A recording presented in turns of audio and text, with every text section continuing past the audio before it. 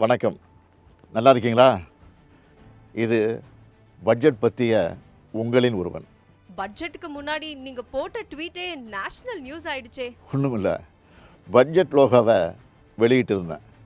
மொழிக் கொள்கையில் நம்ம எந்த அளவுக்கு உறுதியாக இருக்கோம்னு காட்ட அதில் ரூன்னு வச்சுருந்தோம், அவ்வளவுதான். ஆனால் தமிழை பிடிக்காதவங்க அதை பெரிய நியூஸ் ஆக்கிட்டாங்க. ஒன்றிய அரசுக்கிட்ட 100 நாள் வேலை திட்டத்துக்கான சம்பளத்தை தாங்க, பேரிடர் நிதி தாங்க, பள்ளி கல்வி நிதியை விடுவீங்கன்னு தமிழ்நாடு சார்பாக 100 கோரிக்கை வச்சுருப்பேன். அதுக்கெல்லாம் பதில் பேசாத ஒன்றிய நிதியமைச்சர் இதை பற்றி பேசியிருக்காங்க. அவங்களே பல பதிவுகளில் ரூனு தான் போட்டிருக்காங்க. ஆங்கிலத்துலேயும் எல்லாரும் ருப்பீஸை சிம்பிளாக ஆர்எஸ்ன்னு தான் எழுதுவாங்க. அதெல்லாம் பிரச்சனையாக தெரியாதவங்களுக்கு இதுதான் பிரச்சனையாக தெரியுது போல். மொத்தத்தில் இந்திய அளவில் நம்ம பட்ஜெட்டும் இட்டு தமிழும் இட்டு. பட்ஜெட்டுக்கான ப்ரிப்பரேஷன்லாம் எப்படி பண்ணீங்க?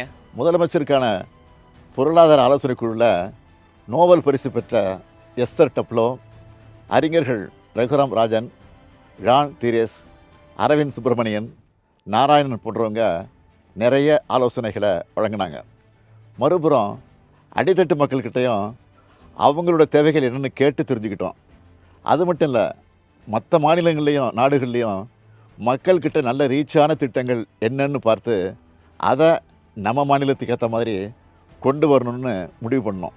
இதுக்காக பல நாட்கள் தலைமைச் செயலகத்தில் மாலை 6 மணியிலிருந்து இரவு 10 மணி வரை அமைச்சர்கள் அதிகாரிகள் கூட உட்கார்ந்து பேசித்தான் இந்த பட்ஜெட்டை தயாரித்தோம். பொறுத்தவரை பட்ஜெட் எப்படி வந்திருக்கு? நான் சொல்கிறத விட இந்தியா முழுக்க வெளிவந்திருக்கக்கூடிய நாளிதழ்களில் என்ன சொல்லியிருக்குன்னு பாருங்கள்.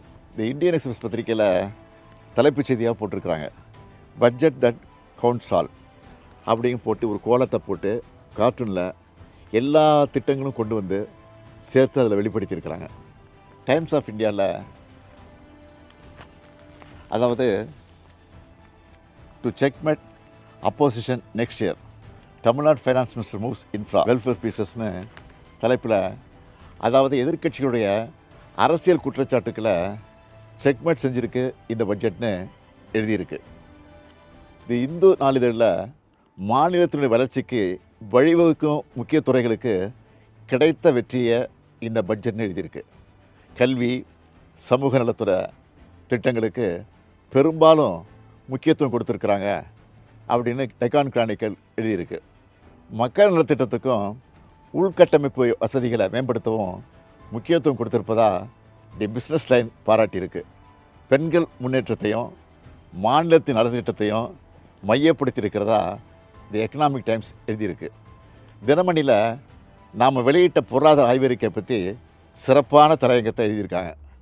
இந்த பட்ஜெட்டில் என்ன இருக்குன்னு கூசாமல் கேட்குறவங்க பத்திரிக்கையாவது படிக்கணும். இந்த பட்ஜெட்டில் உங்களுக்கு நெருக்கமான அறிவிப்பு எது? எனக்கு எல்லாமே நெருக்கமானது தான். மக்களுக்கு எது பிடிச்சிருக்குன்னு தெரிஞ்சிக்க சோஷியல் மீடியாவில் அவங்க போட்ட பதிவுகளை பார்த்தேன்.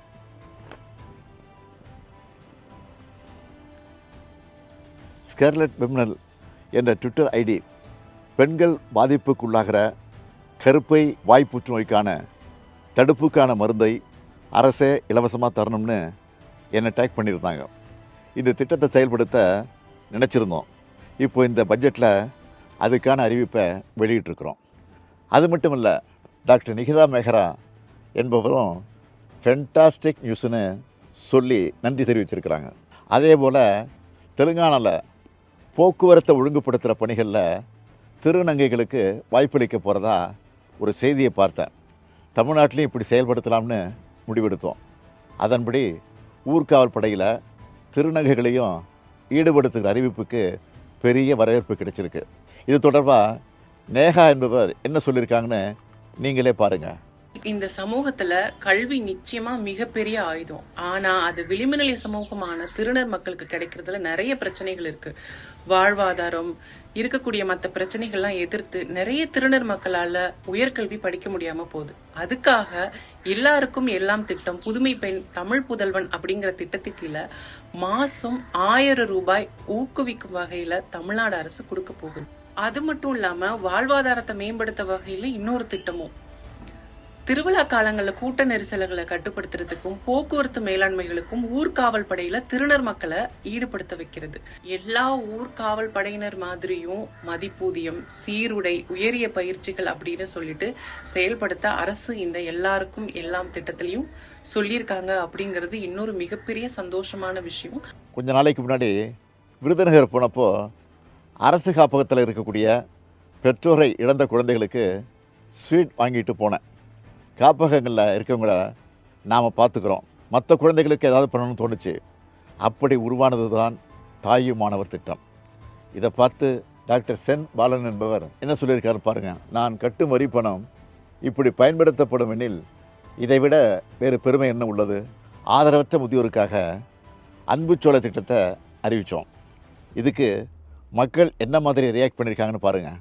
பொதுமக்கள் மட்டும் இல்லை, ஆனந்த் சீனிவாசன், பிரபாகர், சோமவல்லியப்பன் போன்ற பொருளாதார வல்லுநர்களும் என்ன சொல்லியிருக்காங்கன்னா, எல்லா மாவட்டத்துக்கும் ஒரு திட்டத்தை அனௌன்ஸ் பண்ணியிருக்கிறார். ஃபஸ்ட்டு டிஃப்ரென்ஸ் என்னென்னு நான் பார்க்குறதுல, போன எலெக்ஷன் நீங்கள் பார்த்தீங்கன்னா கொங்கு மண்டலத்தில் திமுக ரொம்ப பெருசாக பண்ணலை. ஆனால் இப்போ நீங்கள் மோடி அரசாங்கத்தை பார்த்தீங்கன்னா யாரெல்லாம் எங்களுக்கு சப்போர்ட் பண்ணலையோ அவங்கள நாங்கள் கண்டுக்கவே மாட்டோம். தமிழ்நாட்டை பற்றி நாங்கள் ஒரு வார்த்தை கூட பேசலை. தமிழ்நாடு எந்த ஸ்டேட்டெல்லாம் அவங்களுக்கு ஓட்டு போடலையோ அவங்கள பேசலை. ஆனால் இவங்க அதையும் பேசியிருக்காங்க. கோயம்புத்தூரில் இந்த மெட்ரோ ப்ராஜெக்டை பற்றி பேசியிருக்காங்க, அந்த ஏரியாவுக்கான வளர்ச்சி திட்டங்களை பற்றி பேசியிருக்கிறாங்க.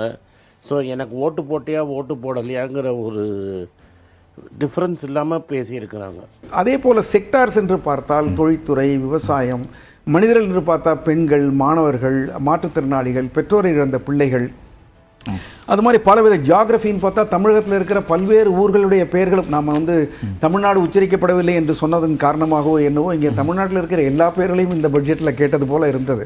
இது ஒவ்வொரு ஊரையும் சொல்லி அங்கே ஒரு தொழிற்சாலை, ஒரு ஜவுளி பூங்கா, ஒரு இந்த பூங்கா என்று சொன்னதெல்லாம் பார்த்தால் இது ஒரு பரவலாக ஒரு பேலன்ஸ்டு பொருளாதார விதிகளுக்கு உட்பட்ட அதே சமயங்களில் நீங்கள் பார்த்தீங்கன்னா அகழ்வாராய்ச்சிக்கும் ஒரு முக்கியத்துவம் கொடுக்குறாங்க, அதே மாதிரி செமிகண்டக்டருக்கும் ஒரு முக்கியத்துவம் கொடுக்குறாங்க, ஒரு புத்தாக்கத்திற்கும் கொடுக்கிறார்கள், எம்ப்ளாய்மெண்ட் அதிகமாக்கக்கூடிய ஒரு காலனி தொழிற்சாலைகளுக்கு முக்கியத்துவம் இருக்கிறது, அதிக டெக்னாலஜி இருக்கக்கூடிய தொழிற்சாலைகளுக்கு முக்கியத்துவம் இருக்குது. அதனால நான் நினைப்பது இது ஒரு நல்ல ஹோம்ஒர்க் பண்ணப்பட்ட budget. Hoffman, who is a Nobel Prize winner, he has studied and found that if you invest 1% of money in the noon meal and giving them breakfast, it will give rise to approximately 14% in your GDP. It is something like a fixed deposit.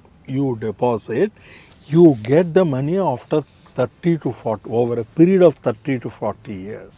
For example, the Tamil Nadu government own resources is 74%. And only maximum 20-22% is coming from central government. So it is not literally depending on the union funds for its sustenance. For its social welfare schemes. Therefore, will Tamil Nadu will bankrupt me? Absolutely not possible, because you can borrow up to 28% of your budgeted amount. So far, the borrowing is only 26%.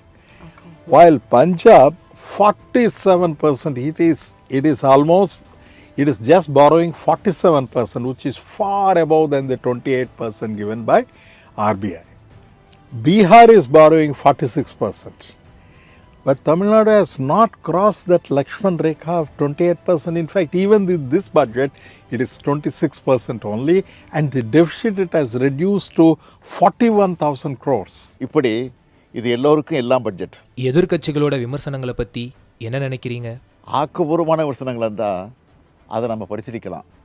ஏதாவது நெகட்டிவாக சொல்கிறதுக்காகவே சிலர் சொல்கிறது அரசு மேலே இருக்கக்கூடிய வன்மம் மட்டும்தான் தெரியுது, உருப்படியாக அது எதுவும் இல்லை.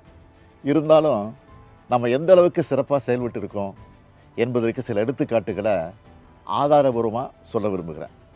2011 2016 வரைக்கும் நம்முடைய கடன் வளர்ச்சி என்பது 108 விழுக்காடு. இதுவே 2016 2021 128 விழுக்காடாக அதிகரிச்சுது. ஆனால் நம்ம திராவிட மாடல் அரசு பொறுப்பேற்றதிலிருந்து இப்போ வர 93 விழுக்காடுன்னு இதை குறைச்சிருக்கிறோம். கடன் எல்லாமே கட்டுக்குள்ள இருக்கா? எந்த வகையில மற்ற மாநிலங்களை விட தமிழ்நாடு தனித்துவமா இருக்கு? தமிழ்நாட்டுடைய கடன் கட்டுக்குள்ளே இருக்குன்னு அண்மையில் வெளியான பொருளாதார ஆய்வறிக்கையும் தெளிவுபடுத்தியிருக்கு. கடன் வாங்காத அரசுன்னு எதுவும் இல்லை. அப்படி வாங்குகிற கடனை முறையாக செலவு பண்ணுறோமா என்பது தான் முக்கியம். அந்த வகையில் எதிர்கால தலைமுறைக்கான முதலீடாக தான் திராவிட மாடல் அரசு கடன் தொகையை செலவு பண்ணியிருக்கு. அதனால தான் எதிர்க்கட்சிகளோட அர்த்தமற்ற விமர்சனத்தை வல்லுநர்களும் நாளேடுகளின் தலையங்கங்களுமே தவறுன்னு ஆணித்தரமாக சொல்லிட்டாங்க. பட்ஜெட் முடிஞ்சிச்சு, அடுத்ததா என்ன பிளான்? இப்போ அறிவித்ததெல்லாம் உரிய காலத்தில் நடைமுறைப்படுத்த அமைச்சர்களை அதிகாரிகளை முடுக்கி விடுறது தான் உடனடியாக என்னுடைய அடுத்த வேலை. அது மட்டும் இல்லை, ஒன்றிய அரசோட நிதி ஒதுக்கீடுல ஓர வஞ்சனை, அதை பற்றி நாம் குரல் எழுப்புறதா நாடாளுமன்ற தொகுதி குறைப்பு என்ற ஆபத்து. இப்படி நம்ம மாநிலத்துக்கான நிதிக்கும் நீதிக்கும் போராட வேண்டியிருக்கு. அதையும் பார்க்கணும். 2030ஆம் ஆண்டுக்குள்ளே தமிழ்நாட்டை $1 ட்ரில்லியன் பொருளாதாரமாக உயர்த்தணும். தமிழ்நாடு எல்லாத்துலேயும் நம்பர் 1 இருக்கணும் என்கிற இலக்கை அடையணும். இப்படி நிறைய பணிகள் இருக்குது. அதனால் ஓய்வே கிடையாது. நன்றி, வணக்கம்.